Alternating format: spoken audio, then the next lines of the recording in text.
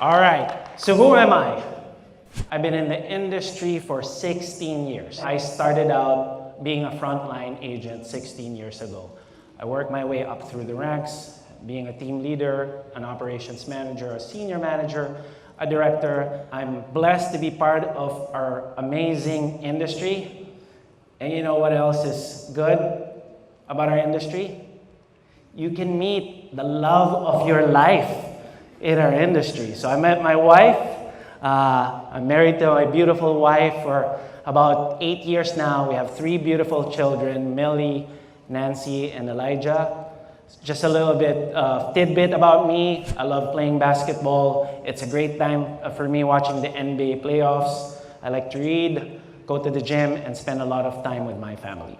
So what is TaskUs? TaskUs is the fastest growing company for first-time outsourcers. So we are a people-first, values-driven organization. And one good trivia for you, I can guarantee you that there are at least 3 apps on your smartphone today who are current clients of TaskUs. So when I joined the company almost 3 years ago, we were only about 1,400 employees. Now we're 10,000 teammates strong across 6 different locations here in the Philippines. And we also have sites in the US and in Mexico. So last week, I was talking to Jay about this topic, building and nurturing highly effective teams. So I had to walk down the memory lane. So I think everybody in this room agrees that the team leader role is the most difficult job in our industry. Can I get a yes to that? Yes. Coming from an individual contributor, from a frontline employee, you're only responsible for yourself. Your attendance, your performance, your quality, your adherence, you're answerable to your team leader or your boss at that time. Today, as a team leader, guess what? You're responsible for 15 to 20, sometimes 25 people in your team. Not only their performance, but it includes their love life, personal life, right? Their drama at home, their aspirations, the relationships in your team. So I had to jot down and think about the big lessons I've learned from managing effective teams myself and my observations from other leaders who I've worked with all throughout my career. So how can you make your team work? You gotta take extreme ownership. What does that mean? You're a team leader today, you're a team captain, you're a supervisor, congratulations. You got a promotion? That's great, well deserved, pat on the back. Now, everything is your fault. Part of being a leader is that you have to own everything. Everything. Success, failure, wins or losses, adversity, drama in your team, results, the reasons, the solution. That's the burden of leadership. It's the mindset. It's your attitude. So practice and take extreme ownership. There are no bad teams, only bad leaders. You have to make a decision. What kind of leader are you? Are you a servant leader? Or are you a self-serving leader? So what is the difference? A servant leader, it's not about you. It's about your team. It's about their needs. It's about the results of your team. As a servant leader, you are gracious with your time, your energy, your involvement, your commitment. You are there for your teammates. You are there for your direct reports. You are there for your team. You make sacrifices so that your team members will gain. Self-serving leaders, on the other hand, it's all about them. Me. My bonus, my stats, people's perception about me and my team. So self-serving leaders are not generous with their time. They sacrifice others so that they may gain. Check your ego. It's the attitude, it's the mindset. It's not about you, it's about the team. It's about the mission. Next, establish your team culture. So you have to make a decision as a leader to establish your team culture. Otherwise, somebody else will. Let me ask you this. How many of you run their teams like it's their family? Can I see a show of hands? Is family atmosphere in your team? I'll provoke your thoughts a little bit. So if you are forming a world-class team, you want to compete for a championship, like, for example, the Golden State Warriors. Are you going to hire your aunt, your uncle, your mom, your dad, your brother, or your sister? Are you gonna hire your family? If they don't perform, are you guys going to fire your mom? Are you gonna fire your brother? Are you gonna fire your sister? So there are a lot of elements and characteristics, components in a family that are present in your team. There's love, caring for one another, togetherness, relationships, it's all present. But I encourage you as leaders to set high standards of performance. Run your team like it's a pro sports team, where you have superstars in each position. Right? You have to get the best of the best in order for you to accomplish your goal, to accomplish your mission. So one of the things that we've done in our company is we have a presentation, we call it the culture deck, where it talks about our culture as an organization. Everyone who you talk to at TaskUs will say, it's a people first, client second, shareholders third. We tell that to our clients, our customers, to prospect clients, even shareholders communicate that. We have core values that are a big part of our culture. So as a leader, your job is to establish your team culture. Don't let others decide that for you, establish that for you. What do you get out of it? Of course, when you set high standards of performance, you get a team of high performers. Create a shared vision. If you don't have a shared vision, like nothing unites your team.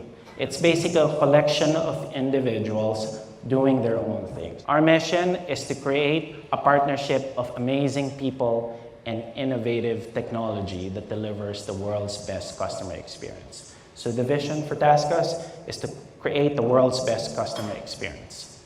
So for you, what is your team's vision? What is your team's mission?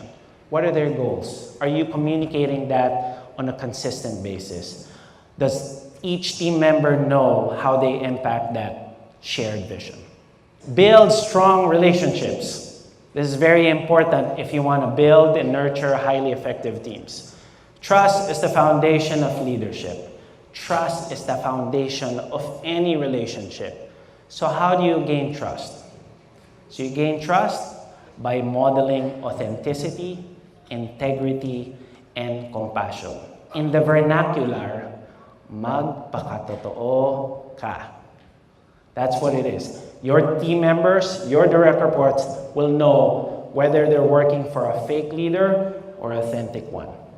You have to respect your team members, regardless of race, religion, sex, sexual orientation, whether they're millennials or not. They have different experiences. It's important for you to respect your team members. And that's how you build a strong relationship.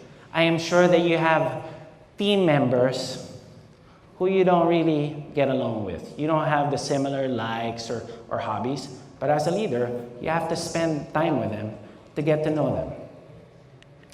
So how do you get to know them? So I'll provide you with a guide. You've got to discover the shape of your team, not their physical shapes, all right? So SHAPE is an acronym. So S is for strengths. Your job is to evaluate, know the strengths of each of your team members, their skills, their talent. H is for heart. The heart reflects their passion. So put them in areas which reflect their passions. A is attitude. People with good attitude, they have a teachable spirit. P is for personality. E is for experiences. So we are a product of our life experiences. Relationships are very important. Job titles are not. When you have a relationship, it's great to have that first name, basis. You establish that connection. So I encourage you to do that. So build strong relationships. Before you ask for their hand, you gotta win their hearts. You gotta get their buy-in. Communicate. So make it simple, make it clear, concise, easy to understand. Communication is a two-way street. Two-way. So your job as a team leader is to provide direction, is to provide the coach, is to coach rather, but your job is also to listen. Listen to your employees. When they show up in the office, are they doing this? When they're talking to the customers, are they slouching? When you have somebody who's perky, saying, "Hi, good morning everyone, have a good shift," and then all of a sudden, they're not their usual self. Like, you gotta listen. Listen not only what they tell you, but also their body language in the first place. You spend time to coach your people. You have to discipline. That's part of our responsibility as a leader, with the end goal of not punishing, but you do it coming from a place of care. Put a premium on face-to-face communication. So just a review. So 5 big lessons that I've shared with you to make your team work. So practice and take extreme ownership. Establish your team culture. Create a shared vision. Build strong relationships. And communicate. So I have a challenge for you. I will leave you with 3 parting thoughts. So the first one. The world is changing. Pay attention. Look around you. We live in a world where we are all connected via the internet. You have all these social media application tools that allows you to communicate with other people regardless of their location. You see the boom of cryptocurrency. How about automation? How about robotics? There's a lot of big talk about all these exciting changes. Our companies are being disrupted. So the question for you is, are you ready when that happens?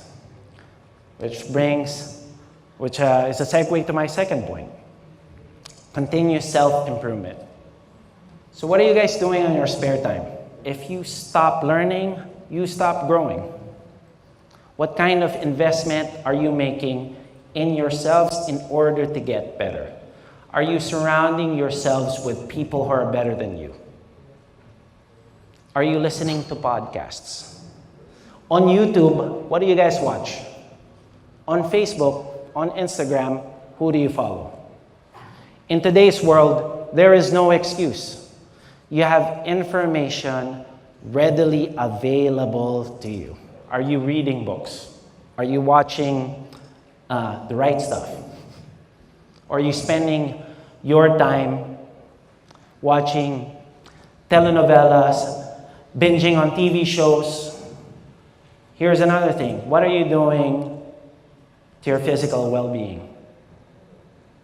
Our job, our careers, you have to look at it like a marathon.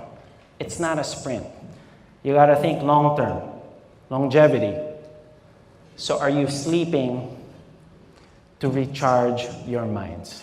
Are you feeding yourselves with healthy food in order to become a strong leader and do what you do on a daily basis? Why do you do what you do today?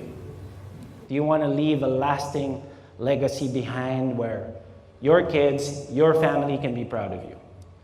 And having a why, a sense of purpose, is very, very important. You know why? Because the world is changing. There are losses, there's adversity, there are challenges. If your sense of purpose, if your why is not deep enough, you will fail.